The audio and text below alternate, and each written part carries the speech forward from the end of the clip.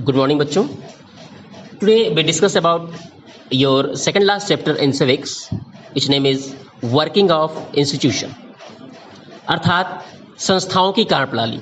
अब यहाँ हमें ये ध्यान देना है कि राजनीतिक स्तर पर या पॉलिटी लेवल पर भारतीय राज व्यवस्था के स्तर पर संस्थाएं क्या होती हैं। ठीक है, जैसे इंस्टीट्यूशन की अगर आप बात करते हैं तो जब आपके अंदर अभी जो पॉलिटिकल स्टेमिना है या कह सकते हैं कि एक प्रकार से जो पॉलिटी वाला जो कॉन्सेप्ट है वो डेवलप नहीं है, तो निश्चित रूप से आपके दिमाग में इंस्टीट्यूशन का मतलब एजुकेशनल इंस्टीट्यूशन की बात आती है। आप कभी भी इकोनॉमिक इंस्टीट्यूशन की बात नहीं करेंगे, आप कभी भी आपके दिमाग में नहीं आएगा कि कुछ पॉलिटिकल इंस्टीट्यूशन भी होते हैं, ठीक है, कुछ सोशियो इकोनॉमिक अलग से इंस्टीट्यूशन होते हैं। तो ये सारी चीजें अभी आपके दिमाग में नहीं आएंगी। इसीलिए हम सबसे पहले इस चैप्टर को डिफाइन करने से पहले आपको ये बताना चाहते हैं कि हम किन की बात करेंगे, वो इंस्टीट्यूशन क्या है और किन की चर्चा हमें करनी चाहिए या किन की चर्चा इस चैप्टर में की गई है।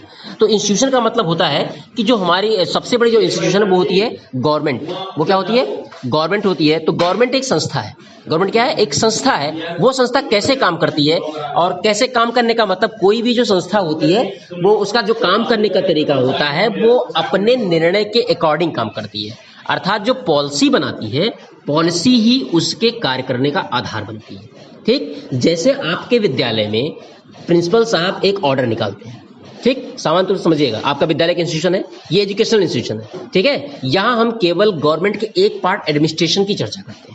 विद्यालय में भी एडमिनिस्ट्रेशन होता है। तो ऐसे में जब प्रिंसिपल साहब एक ऑर्डर निकालते हैं और कहते हैं कि सभी छात्र इस टाइम टेबल के हिसाब से या इस काम के हिसाब, इस तरीके से अपना काम करेंगे, या सभी बच्चों को इतने बजे से हॉल में इकट्ठा होना है और फिर वहां जो आपको बताया जाएगा उसको आपको फॉलो करना है। तो उन्होंने क्या किया? एक पॉलिसी डिसाइड की, एक ऑर्डर डिसाइड कर दिया, एक ऑर्डर आपको दे दिया कि अब आपको उसके अकॉर्डिंग काम करना है। तो as you are the part of the your institution, आप एक इंस्टीट्यूशन के अपने पार्ट हैं, तो अब आपको क्या करना होगा? आपको उस आदेश के अकॉर्डिंग काम करना होगा। और प्रिंसिपल साहब ने भी जो आदेश निकाल दिया उसी आदेश के अकॉर्डिंग अब वो आपसे हॉल में मिलेंगे और हॉल में जो भी चीजें आपको बताई जाएंगी वो उसी प्रोसेस के तहत आपको बताएंगे, वर्किंग ऑफ इंस्टीट्यूशन के तहत बताएंगे, और फिर आप जो उनके आधार पर काम करते हो वो आपके ऊपर उन योजनाओं का इंप्लीमेंटेशन होगा जिसको आपको फॉलो करना होगा। तो ठीक इसी तरह से जो पॉलिटी लेवल पर जो कह सकते हैं राजनीतिक स्तर पर जो इंस्टीट्यूशन है जिसमें सबसे प्रमुख है हमारी गवर्नमेंट, वो गवर्नमेंट भी कैसे काम करती है?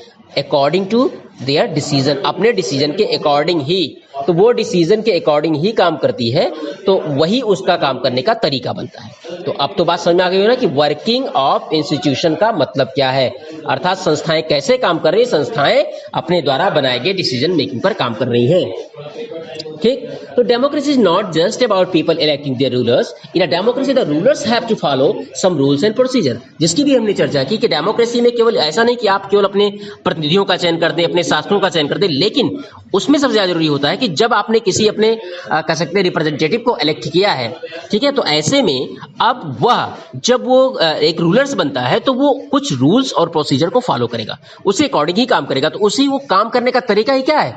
उस संस्था, उस गवर्नमेंट नाम की संस्था का वर्किंग मैनर है। ठीक है, तो they have to work with and within institutions. अब उसमें एक सबसे बड़ी जो जरूरी बात है वो ये है कि वो उसी के अकॉर्डिंग काम करना उनकी मजबूरी है। और साथ विद इन इंस्टीट्यूशन, ऐसा नहीं कि एक मंत्री सरकार से अलग हटकर काम करेगा। ठीक, एक वर्ड ध्यान रखिएगा, with in institution. With in institution मतलब वो सरकार में रहते हुए ही काम करना है। ठीक, अगर सरकार की नीतियां जनता के लिए प्रॉफिटेबल नहीं है, ठीक, रिलायबल नहीं है, तब भी वह मंत्री सरकार से अलग हटकर काम नहीं कर सकता। ठीक, जैसे अगर हम वर्तमान सरकार की बात करें तो वर्तमान सरकार के कुछ ऐसे फैसले हैं उत्तर प्रदेश में जो कि जनता के लिए हितकर नहीं है, लेकिन क्या कोई मंत्री उनका विरोध करके उस वहां से हट रहा है? जब तक वो उस सत्ता में बना रहेगा, उस इंस्टीट्यूशन, गवर्नमेंट नाम की इंस्टीट्यूशन बना रहेगा, तब तक वह उसी के अकॉर्डिंग, चाहे वो जनता के लिए सही हो या गलत हो, उसे चीफ के द्वारा दिए गए आदेशों को फॉलो करना और कराना होगा।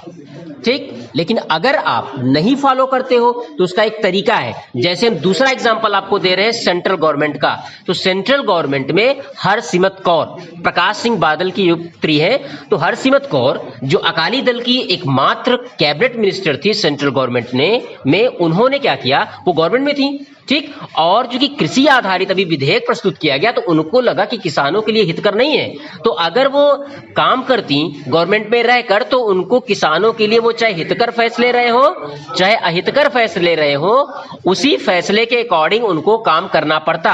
लेकिन चूंकि उनको लगा कि ये फैसला उनकी राजनीतिक जमीन को खिसका देगा, किसानों से संबंधित मुद्दे सही नहीं है, तो ऐसे में उन्होंने क्या किया, सरकार से त्यागपत्र दे दिया। अब वो केंद्र सरकार के कैबिनेट मिनिस्टर नहीं रही, तो केंद्र सरकार की कैबिनेट मिनिस्टर नहीं रही, तो अब वो जो काम करेंगी वो सरकारी तंत्र के अंदर नहीं आएगा। भले वो उस पार्टी को सपोर्ट कर रही हैं, वही पार्टी सत्ता में, लेकिन अब वो मंत्री नहीं रही, अर्थात अब वो इंस्टीट्यूशन का पार्ट नहीं रही। तो निश्चित रूप से अब उनके द्वारा लिए गए डिसीजन और उनके द्वारा किए गए कार्य का कोई मतलब नहीं होगा। बात समझ आ गई? दोनों एग्जाम्पल आपको समझ आ गए होंगे। इस तरह से विद इन इंस्टीट्यूशन रह के ही काम करना पड़ता है। ठीक, तो ये चैप्टर आपको इसी चीजों के बारे में बताएगा। ठीक है, तो चलिए आगे देखते हैं। एक एग्जाम्पल लेते हैं कि एक कंट्री कैसे गवर्न होती है। ठीक, बात करते हैं गवर्नमेंट ऑर्डर की। जैसे हमने कहा अभी होता है ना कि प्रेसिडेंट ऑफ ऑर्डर निकालेंगे, तो वैसे हम बात करते हैं कि चूंकि गवर्नमेंट की बात कर रहे हैं तो हम सबसे पहले डिस्कस किससे करेंगे, गवर्नमेंट ऑर्डर को लेकर करेंगे। तो एक गवर्नमेंट आता है, मान लो जैसे आपकी बुक में दिया गया on 13 August 1990 the government of India issued on an order. अब it was called an office memorandum. ठीक है, इसको आधिकारिक पत्र कहते हैं, ठीक है, तो ये कार्यवाही पत्र कहते हैं। इसमें जैसे जितने भी सभी गवर्नमेंट ऑर्डर होते हैं इसमें एक नंबर पड़ा होता है, ठीक है, कि इतने बटे इतना ये डेटेड ये पड़ा होता है। तो जो ज्वाइंट सेक्रेटरी होता है एन ऑफिसर होता है department of personal and training in the minister of personal. ठीक है, वो क्या करता है, वो पब्लिक ग्रीवेंसेस, लोगों के विरोध को देखते हुए, लोगों की भावनाओं को देखते हुए वो सारी चीजों को साइन करता है। ठीक, it was cute short barely on page. It looked like an ordinary circular or notice that you may have seen in the school. The government issues 100 of orders. आप देखते हैं कि गवर्नमेंट जो होती है वो सैकड़ों की मात्रा में, सैकड़ों की संख्या में ऑर्डर इश्यूज करती है every day on different matters, अलग अलग मैटर पर। But this one was very important and became a source of controversy for several years. लेकिन ये जो ऑर्डर इशू किया गया उस ऑर्डर के अकॉर्डिंग वो लंबे समय तक कंट्रोवर्सी का एक माध्यम बना रहा। ठीक है, कंट्रोवर्सी का मतलब मतभेद का, ठीक है, या आपसी कला का। तो इस प्रकार से तो उसमें क्या हुआ, let us see how the decision was taken and what happened later. तो उसी ऑर्डर को आगे देखते हैं, उसी चर्चा करते हैं। This order announce a major policy decision.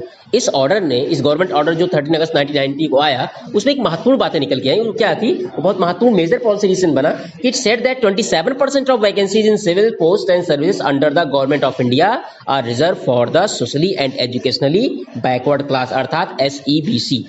तो उसमें यह कहा गया कि 27% जो वैकेंसी होंगी किसी भी सिविल पोस्ट की या किसी भी गवर्नमेंट वैकेंसी की, वो आर्थिक और शैक्षणिक रूप से पिछड़े वर्ग के लिए होगी।